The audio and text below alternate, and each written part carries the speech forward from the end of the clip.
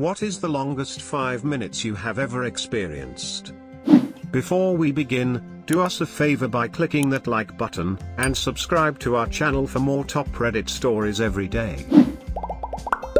On the way to a toilet, trying to hold back destructive diarrhea in a public place, then trying to silence your butthole as it sputters out in a bathroom stall where there is a huge gap between the bottom of the door and the floor, and where every little sound seems to echo. Then cleaning up with fucking one-ply toilet paper. I used to deal with this at least once a month from my period. Sometimes vomit at the same time as diarrhea. I was in college, so every bathroom I had access to was a public bathroom. Sucked. Edit. Obligatory thank you, kind stranger. Also, for people saying you experience this, please talk to your obgyn. There are birth controls that do wonders. I still get period shits but no more vomit, and it's no longer so bad that I think I'm going to die. Not even close.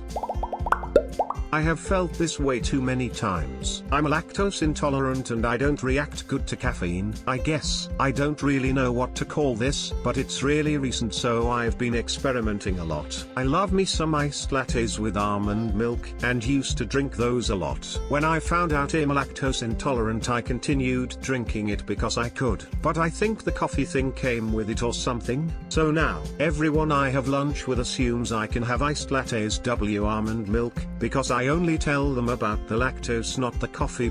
I just find that weird. But they assume I can have iced lattes, and this has happened before. They get there before me. Order for me. I always order the same thing, and get an iced latte w almond milk. I used to drink that always, but don't know I can't drink coffee. I end up just drinking it. They already ordered it, and just how many times I've almost shit myself of this. THX for listening. Edit. Thanks, kind stranger, for my first ever silver. I was really excited when I saw it, so thanks. Other than that, I just started to kink lactase yesterday, and it takes 5 days to kick in, so I'm just waiting on that. Also, with the help of some kind strangers, I now know I can tell my friends it upsets my stomach instead of telling them it gives me the poops. Makes me less uncomfortable, and they'll probably not ask more questions about it, I'm sure. So thanks, peeps. And for the people telling me it's a laxative, I know coffee is a mild laxative. It's just that I never had any of the laxative effects of coffee until like 2 years ago, when it started to give me cramps and stomach pains immediately after I drink it. I've also never tried decaf, so we'll try that.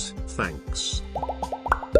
Being young and waiting for my mum to pick me up from somewhere and she was late. Young? I still do this. I'm always on time. If I tell someone I'll be there at 3 p.m. to pick them up, you know I'll be there exactly at 3 p.m, not a minute late. Then every minute I wait for you just pisses me off more and more. Once my ex made me wait over 25 minutes for her, and it was ridiculous. By the time she made it to the car, I was just so annoyed I didn't even want to go to the event anymore. This is my life. Good timekeepers are definitely in the minority. Most people I know are oblivious to my seething rage when I've to hang around due to their lateness. And if they do realize, the problem is me and that I am overacting. I once had to wait in a pub on a Friday night by myself for over an hour, waiting on 3 separate friends. They knew I was on my own with creepy guys trying to talk to me. I was texting them, but just assumed one of the others would show and save me. All of them showed up one after the other and thought it was hilarious that they were all so late. That was 5 years ago, and every time I think about it, the rage comes back. Wow, thanks for the gold. I think I'm a bit clueless of all the Reddit features.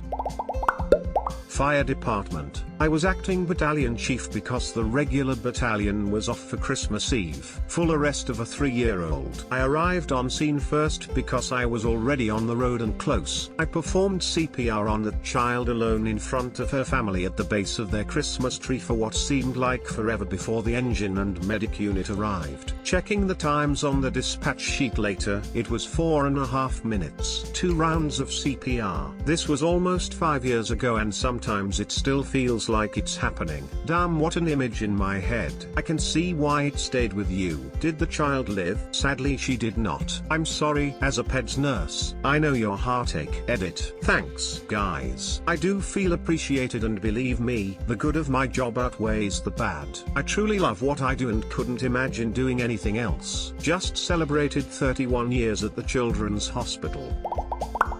My son was silent when he was born. The doctor gave me a serious look, handed me the scissors to cut the umbilical cord, and then rushed my son to a table on the other side of the room. I moved to the head of the bed to tell my wife what a great job she did. I honestly have no idea how long it took to hear him cry, but those seconds/minutes were the longest year of my life. He turned 20 last month. Same here. 6 minutes to make a noise. 11 to full-on normal crying. The NICU staff was there ready to take him, but ultimately decided not to, since it was just a slow start and not any actual problem. We say he was oversleeping and pressed snooze a few too many times and missed his bus, which I am known to do. Handed me the scissors to cut the umbilical cord. This was never discussed with me beforehand, so I was surprised to be doing it, period, but especially under the circumstances. Why slow things down just for that when there appears to be a problem? They even said quick as they handed them over. My first daughter let out 3 quick but loud cries, then opened her eyes and began looking around. So when my second daughter was born, that was kind of the baseline for what I was expecting. However, my second daughter was basically born asleep and spent the first 3 days asleep, except for maybe 15 minutes cumulative of being away. She was asleep for every feeding, which I had to do with a syringe. They kept her in the hospital longer to do extra tests, but by about day 4, she started to stay awake for longer and longer. She just passed the 4-month mark and now we beg her to sleep.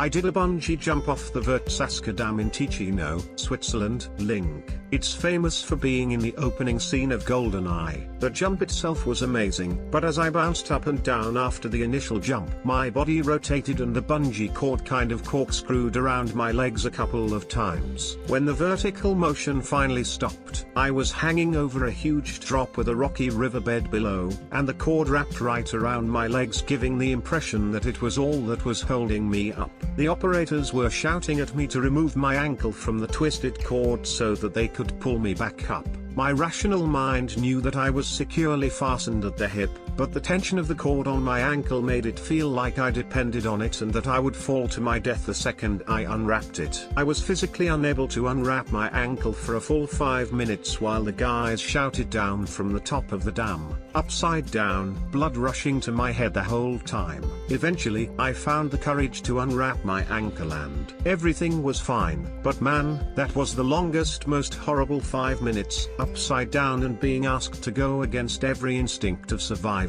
Stuff like this is why I always shake my head when some jagoff watches a disaster movie or 9/11 footage and says, why are they running from the tidal wave? Why are they climbing out of the building? Don't they know they're going to fall? When placed in a situation you might not get out of alive, your mind goes into panic. You stop thinking logically and you start finding ways to survive. The things you do aren't going to make sense, although it did technically make sense on the 11th of September because it was either risk falling and dying quickly or burning to death. It's easy to say I would never be that stupid when you've never stared death in the face.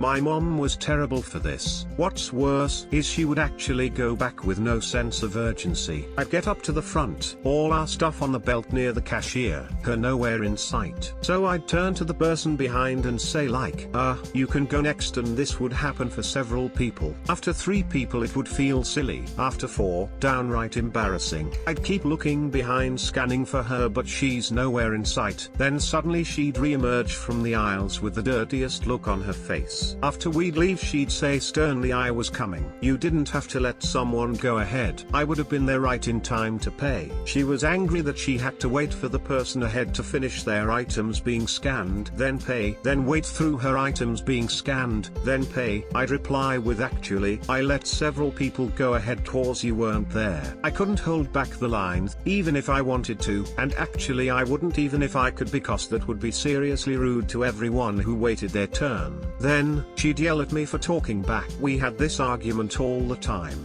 Finally one day I figured out the cure. The next time she'd try to use me to bookmark the line, when I got up to the cashier and she was nowhere in sight, I apologized and grabbed all the stuff off the belt back into the cart, wormed my way out of the checkout and off to the side where I waited patiently, pretending to be transfixed by whatever merchandise was nearest. She was so angry. So many names I got called, and I flat out told her, if you're just going to scream at me anyways, why am I even doing this for you? But her days of using me to jump to the front of the line were over. If you're in a little country grocer, and the line is 5 carts long, and you just need a jar of pickles 2 aisles over, then maybe it's a gray area. But if you're in the Walmart express lane and you need to pick up light bulbs from the far back corner of the store, just know, even in long lines, when I've timed it, the average is 3 to 5 minutes. It's not that long to wait. Just learn some patience like the rest of society. Thank you for watching this fantastic story. Please tap one of the 4 videos on the screen for another amazing top Reddit stories.